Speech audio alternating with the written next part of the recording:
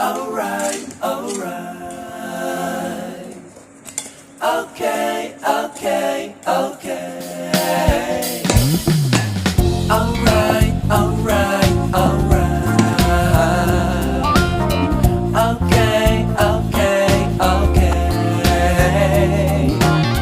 Alright, alright, alright. Okay, okay, okay. Dup da da da. Dup dup da da da da.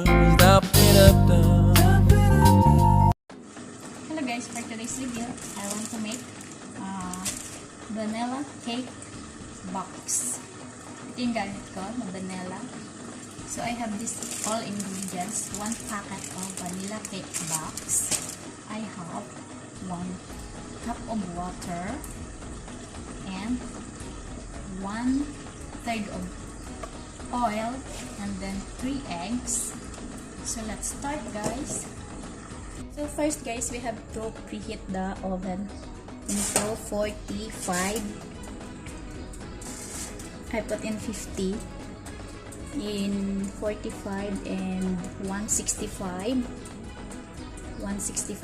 degrees Celsius. So before anything else, we have to put oil on our baking pan. So our cake mixture will not be sticking after cook. So we have to put oil on this baking pan. And let's set aside. So now we have to combine our cake ingredients. So we have first to put the egg, the 3 eggs,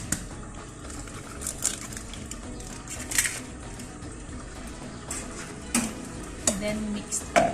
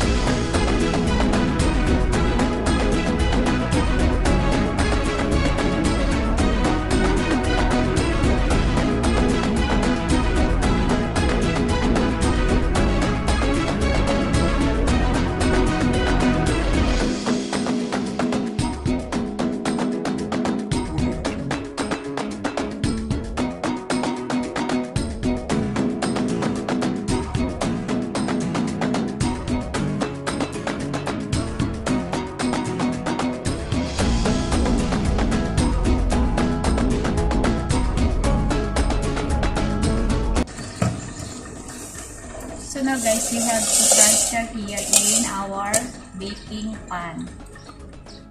So the flavor of this is vanilla.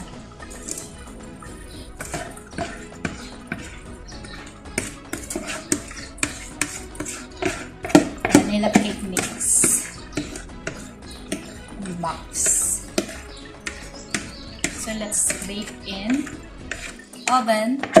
In the preheated oven, 165 degrees Celsius for 40 to 45 minutes. So let's bake.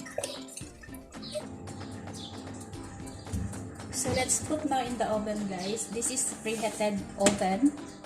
In 165 to 40 to 45 minutes.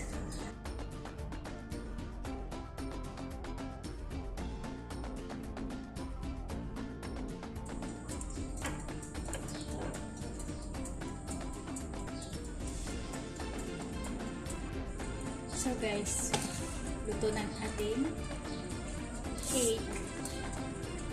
We have to check if cook or no. So we have this stick. We have to press like this. If there is nothing inside, it's already done. But it's already 45 minutes, so exactly. So it's done. We have to cool and put frosting for later. Thank you so much for watching, guys. This is Juliet from Arab My Kitchen. Kung hindi pa kayo nakapag-subscribe sa channel ko, please subscribe on my channel. Click the bell button para palagi tayong updated sa ating mga bagong post na video. Bye bye everyone. God bless.